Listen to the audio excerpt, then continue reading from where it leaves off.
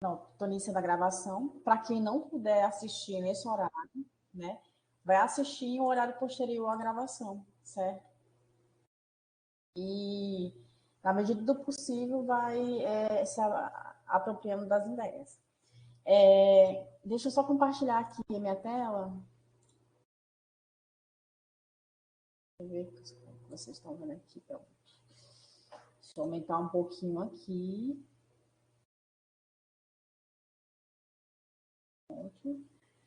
Vocês estão vendo aí, né? Deixa aqui. Pronto. Mas vocês estão vendo. Como é que vai ser aqui esse próximo, o quarto bloco? Bem, o quarto bloco hoje tem essa videoconferência, certo? Já o conteúdo final da disciplina. Estava previsto ser 17 horas às 18h30, mas 18h30 já tem que estar em sala de aula, então por isso que eu tive que adiantar, certo? A gravação dele vai estar no vídeo, aqui ó, o vídeo, a gravação da webconferência vai estar disponível depois, certo? Eu acho que lá para as 10 horas da noite eu vou estar com esse vídeo já em mãos, né, liberado para mim, e eu coloco no Moodle. Aí, esse quarto bloco vai estar aberto de 9 a 15 de março, uma semana. Então, a partir de amanhã, vocês já vão ter acesso aí à atividade, né, começar a interagir com a atividade e tudo mais. Ler o material, né, tirar dúvidas, né, se for o caso. E o conteúdo programático vai ser esse aqui: estudantes digitais versus professores imigrantes digitais. E você pode integrar tecnologias em suas aulas. O exercício vai ser um exercício bem simples, a atividade. Vai ser um glossário avaliativo sobre o quarto bloco, né? Sobre o assunto do quarto bloco, que vou mostrar aqui para vocês já também, certo? E depois disso, ó, aí se atentem para esses detalhes. De 18 a 20 de março, 3 dias, vai ter avaliação parcial, certo? Aí já começa a estudar aí todo o conteúdo dos quatro blocos, certo? Só vai ter uma única chance, essa avaliação parcial. E eu vou conversar com os tutores aqui para ver se eu consigo fazer com que vocês façam essa avaliação parcial no polo. Ou marca um dia, ou deixa esses 3 dias abertos para vocês fazerem essa avaliação no polo, mesmo que no computador, né? Através de um questionário online, tá certo? Vou conversar com eles aqui. Ou se vocês fazem de casa mesmo, né? De onde puderem fazer. Bem, 16 a 20 de março, 5 dias, certo? Colocar as atividades em dia se estiver faltando algo. Teve uns alunos, né? Tiveram uns alunos que vieram até mim, e também alguns tutores, perguntando assim sobre uma atividade que deixou de fazer. Como, por exemplo, o bloco 1, teve gente que deixou de fazer a atividade do bloco 1. Aí eu falei, olha, eu já previ isso no meu cronograma. Por experiências passadas, eu sempre tenho alguém que atrasa alguma atividade por algum motivo pessoal.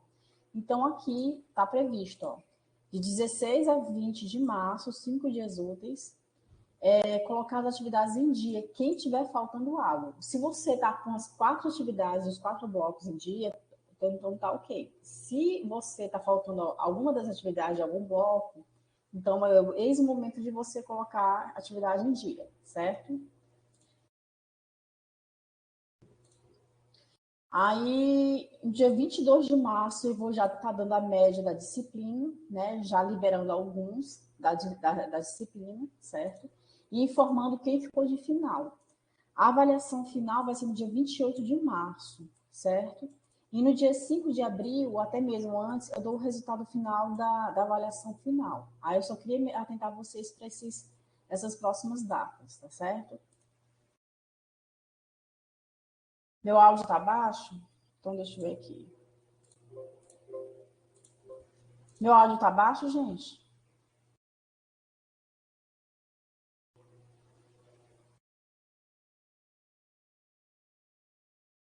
Porque aqui pra mim tá ok.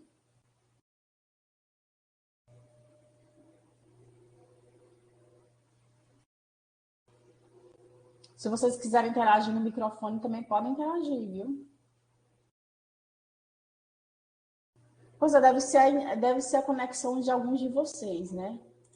Então, estão dizendo aqui que tá bom, é porque deve ser a conexão ou vai aqui no fonezinho de ouvido aqui do canto do computador, do celular, não sei, e vejam se está numa altura adequada, tá certo? Bem, vamos aqui mostrar aqui como é que tá as coisas aqui. Na biblioteca, deixa eu ficar até alto agora. Deixa eu só... Na biblioteca, eu já coloquei aqui os quatro slides das 4 aulas, os 4 blocos, certo? Então, tá lá para vocês terem acesso. Aí, bloco 1, bloco 2, bloco 3, o fórum avaliativo. Teve um polo que os alunos começaram a interagir um pouco tarde, né? Então, eu vou deixar esse bloco, tanto em Ubajara como em Meruoca, eu vou deixar aberto até sexta-feira, certo? Eu vou estender um pouquinho mais para ver se a gente tem uma interação mais qualitativa. Hoje, quando eu chegar no meu trabalho, eu vou interagir com as postagens que estão lá, né? No caso aqui, ó, eu estou em Ubajara, né? Eu já comecei a interagir com alguns, certo? Já comecei a avaliar alguns.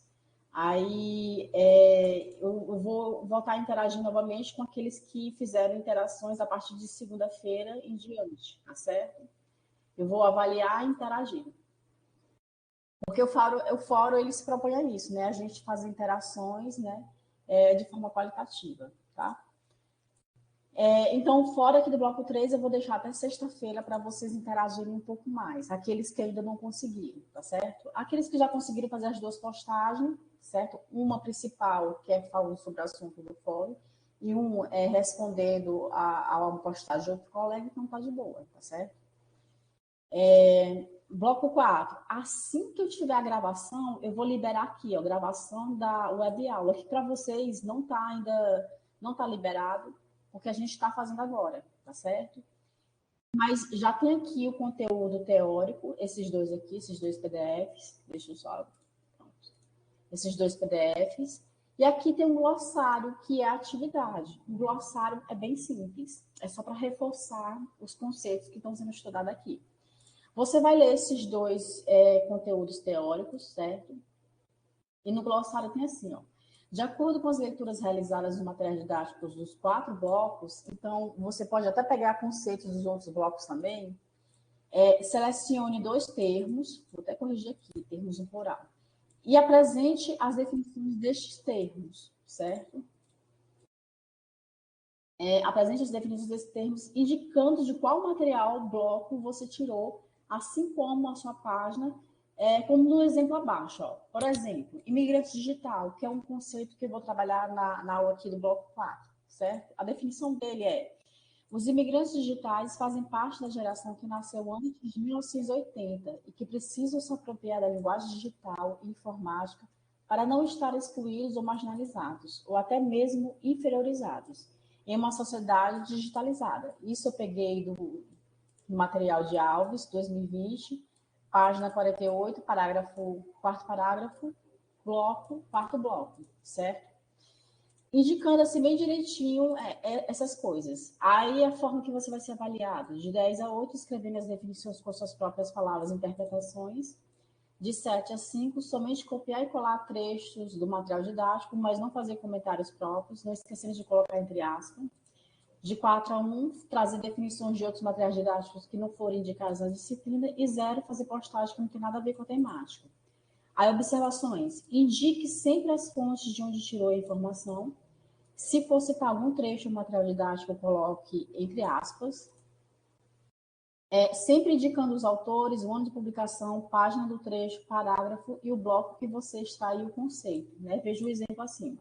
Caso você escreva tal e qual o autor escreveu, perderá ponto, pois o objetivo é você tentar escrever de acordo com sua interpretação, de acordo com os critérios de avaliação acima. Tanto que, ó, se você somente copiar e colar aqui, é de 7 a 5. Então, vocês já estão bem cientes. Marília, como é que eu começo a interagir? É só você clicar aqui, ó, inserir novo item, certo? Aí você vai colocar o conceito, por exemplo, tecnologia digital, né? Tecnologia digital na educação. Aí você coloca aqui, e aqui você coloca a definição e salva as mudanças. É só isso, certo? De acordo com os critérios ali de avaliação. É bem simples essa atividade. É só para reforçar aquilo que vocês já têm, já vem estudando. É uma forma até de vocês estudarem já para avaliação parcial, tá certo? Bem, dito isso, eu vou até o conteúdo teórico aqui. Ah, Marília, eu vou clicar aqui e eu não sei a referência deste daqui. Opa, peraí. É do bloco 3. Do bloco 4. Não tem a referência dele. É só ver as referências lá do material do bloco 4 na parte da biblioteca que tem, tá certo? Mas eu posso até colocar a capa aqui, tá? Então, vamos lá. Tem alguma dúvida sobre o bloco 4? Responder aí no bate-papo. Ou se quiserem falar também no microfone. Tem alguma dúvida da parte ali do cronograma? Para quem está aqui?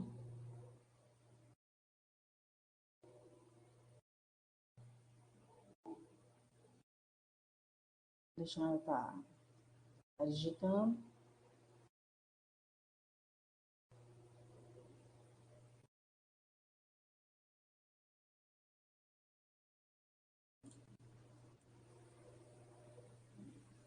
Mostrando se a avaliação a gente pudesse fazer em casa. Vou olhar ainda. E lembrar, a avaliação só é uma única vez e ainda é cronometrado. Eu vou colocar como se fosse um turno, 4 horas, tá certo? Então, ficar sabendo também dessas coisas. Mas eu vou avaliar direito, Alexandra, tá bom? Daqui para os próximos dias eu vou estar informando a vocês. Tá certo? Eu vou levar isso em consideração, tá certo? Pronto, tá certo. A gente vai conversando direitinho, tá? Bem, dito isso, vamos começar aqui essa parte do conteúdo, porque o tempo está correndo, né? Essa última parte, esses slides aqui estão na parte da biblioteca. Eu posso até aqui ir para o último slide, ó. A referência daqueles 2 PDFs que estão no bloco 4 é essa aqui, ó. Alves, Elaine Alves, Por que não consigo ensinar com tecnologias nas minhas aulas, certo? E foi publicado em 2020, tá? Mas voltando aqui, vamos seguir. O plano de comunicação para essa aula vai ser pautado em 2 assuntos. Estudantes nativos digitais, eu vou até colocar aqui o pincel, estudantes nativos digitais e professores imigrantes digitais, tá? E o outro assunto é você pode integrar suas tecnologias nas suas aulas. Mas vamos lá, para o primeiro assunto, estudantes nativos digitais versus professores imigrantes digitais, né? Talvez também a gente já tenha professores nativos digitais, mas você sabe situar se você é um nativo digital ou se você é um imigrante digital, né? Para isso você tem que saber quais são as definições dos dois. Então vamos aqui. Primeiro, quem são os nativos digitais? Aqueles que nasceram imersos no mundo digital, numa sociedade totalmente digital. Bem, quem são os nativos digitais? Os nativos digitais e os imigrantes digitais são 2 conceitos desenvolvidos por Mark Preston, né? É um ensaio desenvolvido em 2001, no início do século XXI. Aí já tem um bom tempo, né? Já tem 23 anos que ele já desenvolveu isso, né? Ou melhor, 22. O objetivo era de caracterizar, desde as suas observações sobre o comportamento dos estudantes, né? E os professores das universidades, a maneira como que as novas tecnologias foram integradas nos Estados Unidos, e especialmente aquelas ligadas ao mundo digital e às redes sociais. Aí, segundo o Presley, ele fala assim, que se você, certo, ou nós, nascemos depois de uma data por volta de 1984, ou seja, ali nos anos 80, de 1980, você entra na categoria nativo digital, tá certo? Aí, por exemplo, eu nasci em 1986, eu sou uma nativa digital. Eu nasci imerso no mundo digital. apesar de que na minha época ainda não houvesse tanto uma democratização assim tão massificada das tecnologias digitais. Mas eu já nasci imerso no mundo digital, então eu posso ser considerada uma nativa digital, certo? Vocês são nativos digitais ou imigrantes? Antes de responder aí no chat, vamos também primeiro saber o que é um imigrante, certo? Mas tem-se em mente, o nativo digital é aquela pessoa que nasceu ali por volta de 1980 em diante, né? 1980 em diante. Quem são os nativos digitais ainda? Falando mais sobre esse conceito. Parece que em 2001, ao chamar a geração NET de nativos digitais, faz uma analogia da linguagem digital, como se fosse um segundo idioma, e que o indivíduo tem que aprender a migrar para um país estrangeiro. Ele faz mais ou menos essa analogia. Ele fala assim ainda, os nativos digitais são os jovens adultos, né, que nasceram no mundo digital, né, rodeado, imerso naquele mundo digital, e que cresceram usando a internet e são acostumados a obter informações de forma rápida e interagem em diversas mídias ao mesmo tempo, em função do contato diário e contínuo com os computadores, videogame, áudio, vídeo, digital, desde quando eram crianças, né? Isso é mais fácil para a gente, tanto que quando a gente entra em contato com tecnologias digitais, a gente desenrola mais rápido, porque a gente nasceu nesse mundo, né? Então, esse mundo digital é mais fácil para a gente de interagir. Nesta analogia, que o autor ainda fala, estes jovens pensam e processam informações de maneira diferente dos seus pais de uma geração anterior. Sabe que a gente vai falar já que são os imigrantes digitais. Pronto. Falando de nativos digitais, aí a gente tem também o oposto. Quem são os imigrantes digitais? Quem são essas pessoas que não nasceram na era tecnológica digital? Os imigrantes digitais, por outro lado, são a geração que nasce no período anterior a 1980, certo? O autor classifica como imigrantes digitais. Estes precisam aprender a linguagem digital para não se sentirem marginalizados ou inferiorizados em relação aos nativos, né? Tanto que a gente tem o exemplo dos nossos pais, que são mais velhos, né? E eles têm uma grande dificuldade de mexer com tecnologias digitais, né? Os idosos, né, têm grande dificuldade de mexer com esses recursos digitais, porque eles são imigrantes digitais, eles nasceram em outra geração, antes de 1980, então, naquele tempo, a tecnologia digital não era tão disseminada, né? Não era tão presente na sociedade, né? E ela ainda estava começando a ser inserida, a ser descoberta.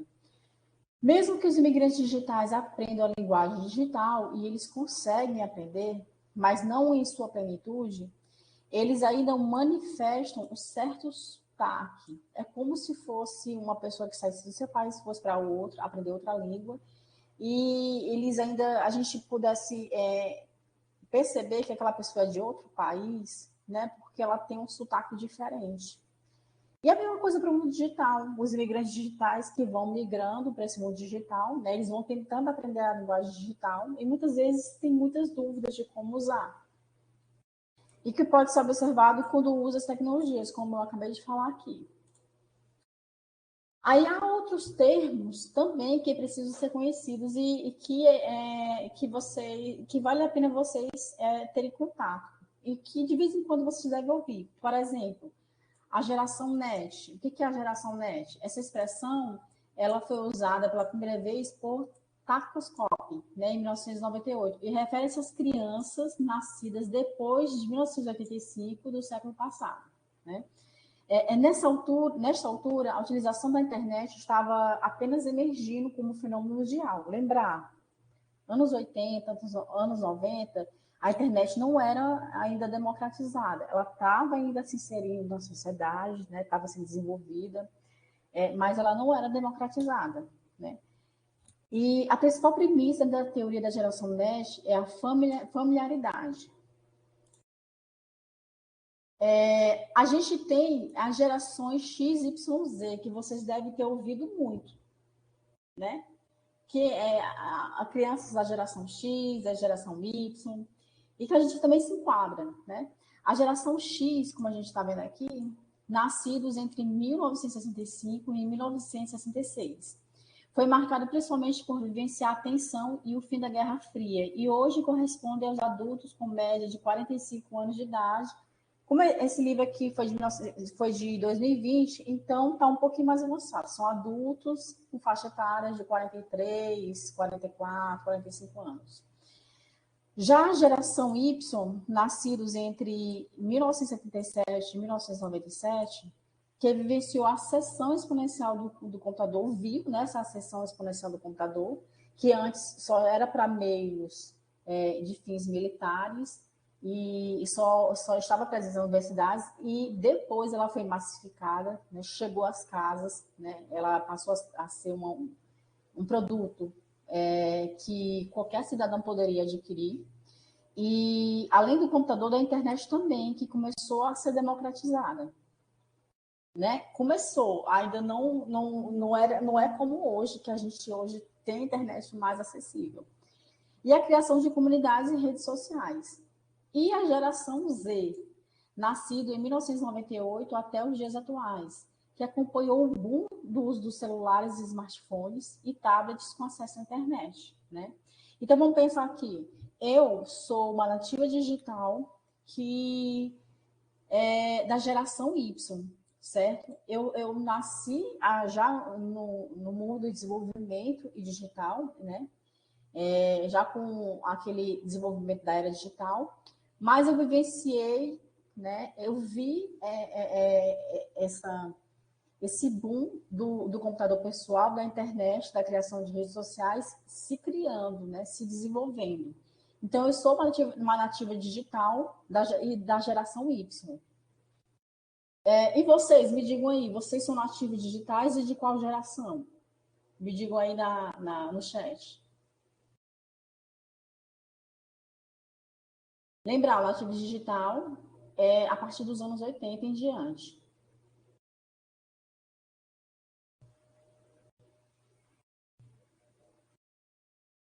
Nativo digital, geração Y. Igual a mim. A Jamília falou aqui.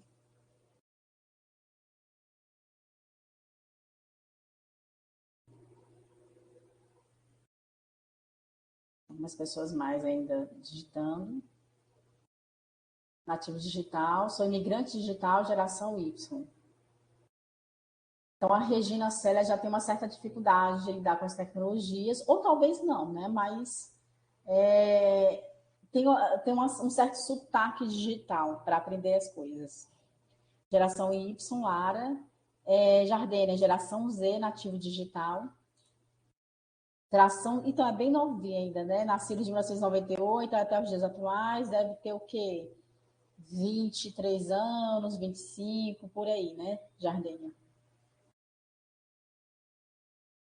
Opa, você quer entrar?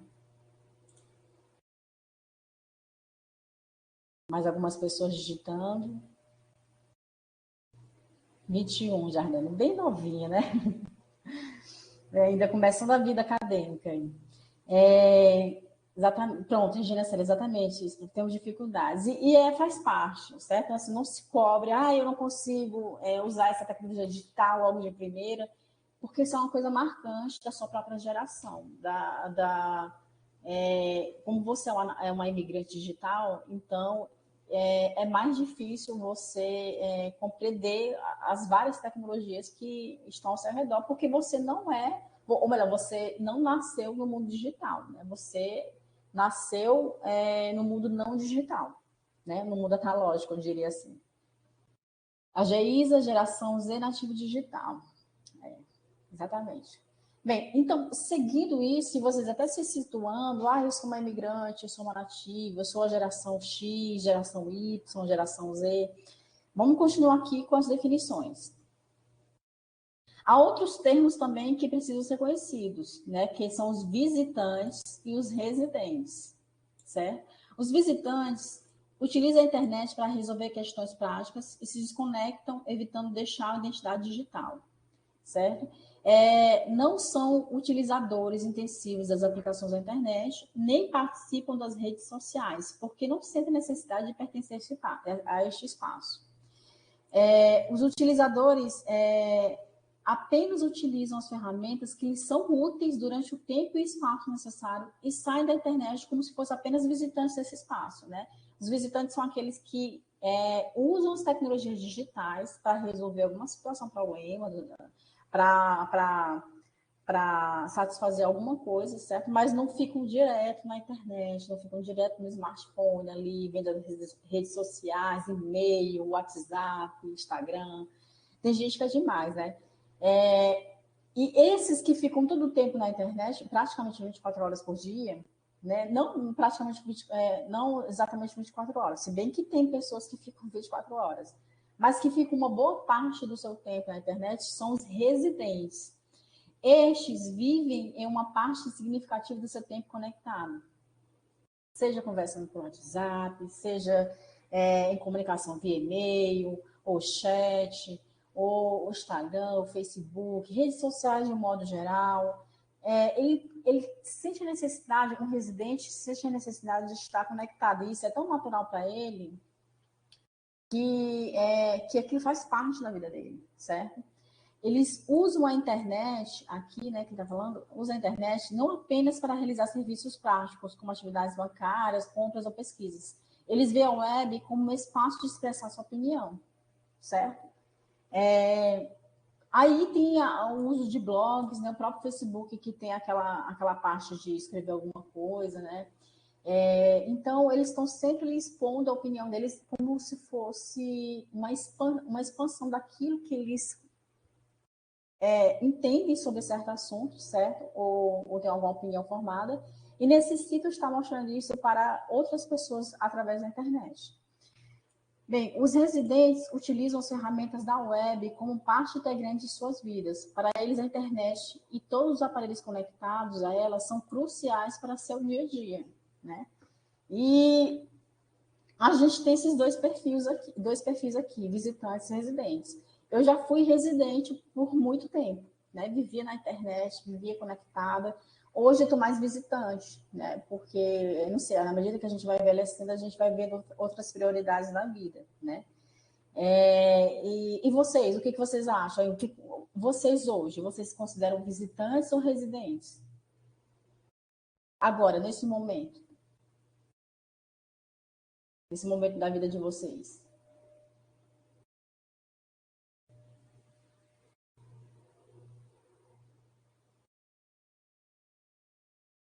Visitante, Regina Célia. Né? Utiliza a internet e os recursos digitais só para satisfazer alguma necessidade sua.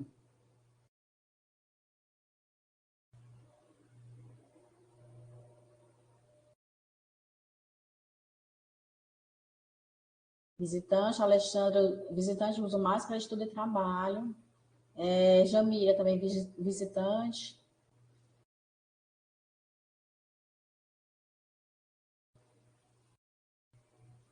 Jamira eu sou mais visitante. Certo. Tem a Jardine que está escrevendo alguma coisa aqui. Residente, mas às vezes visitante. Às vezes, dependendo do momento da vida, né? Às vezes a gente está visitante, mas também tem um momento de estar residente, né? Estar todo o tempo conectado, né? Bem, diante desses termos, a gente tem outros também, que é esse termo aqui, ó, Homo sapiens, né? O termo Homo sapiens é um outro rótulo para os usuários especializados em tecnologia. O termo foi utilizado pelo professor Ri Vin, da Universidade de Tecnologia de Delft, na Holanda, e Ben Frank, um aluno pesquisador da pós-graduação em engenharia de sistemas. Para esses autores, o Homo sapiens, né, a expressão Homo sapiens, de respeito à geração emergente confrontada pela globalização, que, conectada à rede, processa uma sobrecarga de informação procedente de diversas mídias e tecnologias, né? Além disso, o Homo sapiens, para os autores, três aparelhos tiveram grande importância para influenciar esses indivíduos. Primeiro, o controle remoto, pois as crianças aprendem a zapear entre vários canais, né, o controle remoto da televisão. Eu não preciso mais sair do sofá e ir até a televisão, ficar apertando o botão da televisão. Eu tenho um controle para ficar ali mudando de canal para canal até chegar no canal, né, numa programação que me satisfaça. Esse ato de mudar de canal usando o controle remoto, ele se chama zapear, certo? E que é uma marca dessa característica de pessoas que são homo sapiens. Deixa eu... Outro é o mouse do computador, que tem a mesma função, pois navegam em vários sites na internet. Se a gente abrir o computador, aqui no meu, por exemplo, eu tenho vários sites abertos, certo? Eu tenho sites aqui do Moodle, das atividades aqui com vocês, dos dois polos. Eu tenho aqui da webconferência, também eu tenho aqui uma outra aba que está aberta o meu e-mail, porque eu estou respondendo algumas coisas aqui, né, do trabalho, entre outras coisas. Então, esse ato de eu estar mudando de site para site, né, vendo o que eu tenho que resolver naquele momento, é também um ato de desapear no computador. E no telefone celular também, que agora são os smartphones, né? Pois acessam a rede em qualquer lugar, né? E ouvem músicas e se comunicam entre si em qualquer lugar. Aí, no smartphone, o ato de desapear também é presente. Por quê? Porque hora eu estou no Instagram, hora eu estou no Facebook, hora eu estou no WhatsApp, conversando com alguém. Eu estou zapeando, eu estou mudando de aplicativos ali, sempre em comunicação ou querendo ver algo que me interessa, né? E esse ato de mudar de aplicativo para outro, né? Até mesmo para ver meu e-mail, o aplicativo do e-mail, é um ato de zapear se utilizando o smartphone. Para esses indivíduos, a tecnologia faz parte do seu cotidiano e não pensam nelas como aparelhos os quais devem aprender a usar. Eles primeiro os usam e aprendem a utilizá-los com experiência, certo? Tanto que é intuitivo. Hoje, se vocês forem pensar, os smartphones, eles são altamente intuitivos. Você não vai lá no manual, né, e ficar olhando, eu vou usar tal função do smartphone assim, desse jeito, assim, assim, assado. Não, a gente não faz isso. Quem é que faz? Quem é que lê o manual primeiro? Eu acho que pouquíssimas pessoas. Na maioria das vezes, quando a gente recebe um smartphone, a gente já sai logo ligando, já vê os aplicativos que estão instalados, já conecta nosso e-mail, já baixa os aplicativos que a gente gosta de usar no dia a dia, como o Instagram, Facebook, WhatsApp, um aplicativo de e-mail, um aplicativo de enviar mensagens. A gente não se limita a primeiro ler o material para usar o aparelho. A gente usa o aparelho para, se caso alguma dúvida, a gente consultar o manual, que às vezes é muito raro a gente fazer isso, certo? Mas isso é uma característica do Homo sapiens. A gente utiliza primeiro, depois aprende o que é cada um ali dos aplicativos, das funções do próprio smartphone ou de outros aparelhos, né, digitais, o que cada função ali serve. Tanto que os recursos, eu não sei se vocês já notaram na vida de vocês, os recursos digitais, eles estão muito intuitivos, para justamente a gente já começar a mexer sem necessariamente fazer um estudo prévio de algum recurso digital, certo? Isso facilita demais a nossa vida também, né? Pronto, aí a gente chegou aqui nessa parte de falar sobre nativos digitais, imigrantes digitais e de outros termos que a gente acabou vendo aqui, né? E a gente vai para a segunda parte da aula, que é você pode integrar né, tecnologias nas suas aulas, que é o que nos interessa, porque aqui é uma formação de professores, né? E no caso específico de pedagogia, né? Vocês serão futuros pedagogos que estarão em sala de aula e que em algum momento vocês vão utilizar tecnologias digitais, né? Ou seja, data show, computador, o próprio smartphone, softwares, aplicativos, né? Então, nos interessa fazer essa discussão de integrar essas tecnologias nas nossas aulas. Seguindo aqui. Primeiro, compreenda uma coisa. Compreenda que o porquê os estudantes precisam aprender com tecnologias. Bem, a autora Alves, 2020, ela diz assim, a formação docente para a literacia digital, né, deve criar condições para que o professor experimente e vivencie novas experiências com as tecnologias digitais, com as TDICs, de forma que ele reflita sobre suas crenças e avalie a necessidade de mudanças e inovações. Deixa eu só aqui aceitar, James. A decisão de usar ou não tecnologias digitais com seus estudantes é pessoal, né? Mas hoje a gente tem que reconhecer que as tecnologias digitais estão presentes nas nossas vidas de uma forma bem ampla, né? Então, não tem mais como a gente dissociar o uso das tecnologias digitais do nosso cotidiano, da nossa vida pessoal e da nossa vida profissional. Fazer uma autoanálise ajudará você, professor, a refletir, ler sobre o assunto e repensar suas crenças, se necessário, com relação às tecnologias na sua área educativa, né? Eu sei que nem todo mundo vai saber usar tecnologias digitais com maestria em suas aulas, mas você estudando, você fazendo pesquisa, trocando a experiência com um colega, né? Para desenvolver algum conteúdo com o apoio das tecnologias digitais, já é alguma coisa para você. É um ato de você refletir e buscar melhorar a sua prática. Há alguns questionamentos que surgem também. Quais são as minhas crenças sobre as tecnologias no âmbito escolar? É de que a tecnologia atrapalha ou ela me ajuda? Né? Ela desenvolve alguma competência no aluno? Como percebo a presença dos celulares nas mãos dos estudantes durante as minhas aulas? É algo que vai atrapalhar minhas aulas? Ou se eu planejar com antecedência, esses celulares vão vir ajudar a desenvolver algum conteúdo? Entendo que eles vão precisar usar a tecnologia quando forem para o mercado de trabalho, e muito, porque hoje o mercado de trabalho exige que, no mínimo, os nossos estudantes e nós mesmos, né, saibamos usar tecnologias digitais para resolver algum problema. E se os privos de trabalhar em projetos colaborativos com suporte nas tecnologias, como eles vão adquirir habilidades para pesquisar dados, filtrar, selecionar, conferir a credibilidade, sintetizar, produzir e publicar? Porque são essas habilidades que são requeridas na sociedade atual, no mercado de trabalho, nos afazeres do cotidiano. São coisas que a gente pensa assim, nós temos que desenvolver em nós mesmos, né? E também os nossos alunos.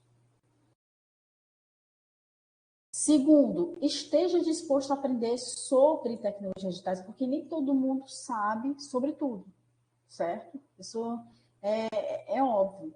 Então, se você não sabe mexer com uma tecnologia digital, busque alguém que tenha mais experiência ou busque ler sobre o assunto para você começar a integrar tecnologias nas suas aulas.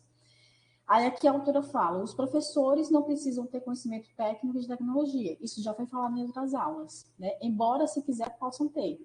Não é proibido, né? Mas devem apenas saber como a tecnologia pode e deve ser usada pelos estudantes para melhorar seu aprendizado, certo? Antes de aproximar-se do nível de ser capaz de trabalhar com tecnologia junto aos estudantes, o professor deverá aprender sobre tecnologia, né? Ele deverá aprender sobre aquele recurso digital, aquela tecnologia digital, antes de usar em sala de aula. Ele tem que ter domínio dessas tecnologias. Na prática, explora o universo de aplicativos, sites, ambientes virtuais de aprendizagem e tudo relacionado com tecnologias educativas, e isso no seu planejamento, certo? Para você ir para a sala de aula com o uso desse ferramental digital, de forma que você tenha domínio. Terceiro, experimente com um aplicativo que lhe seja mais familiar, que seja mais fácil para você, que você tenha mais domínio. Comece com aquele que você tem mais domínio, né? Aí você não deve aplicar uma atividade com suporte de tecnologia sem antes ter testado, e é importante testar e estudar a ferramenta com o público restrito, né? Ali com a ajuda de outros colegas professores, né, ou professoras, ou alguém que tenha mais familiaridade com tecnologias também, certo? Faça um plano de aula com os objetivos claros de aprendizagem, porque você está inserindo um recurso novo na sua aula, né? Para além da lousa, do pincel apagador, do livro, você está inserindo uma coisa nova. Então, é melhor você deixar claro como é que você vai usar, que tipo de objetivo de aprendizagem você quer desenvolver, certo? Para essas coisas estarem claras na sua cabeça, certo? Escolha a tecnologia que será usada como suporte e deixe claro no plano o objetivo pedagógico desta. Este passo é muito importante porque a tecnologia não deve ser usada como fetiche ou para enfeitar sua aula ou torná-la sua aula show, certo? Ela deve ser usada para desenvolver alguma competência. A tecnologia deve cumprir um objetivo pedagógico, que deve estar explícito no seu plano de aula.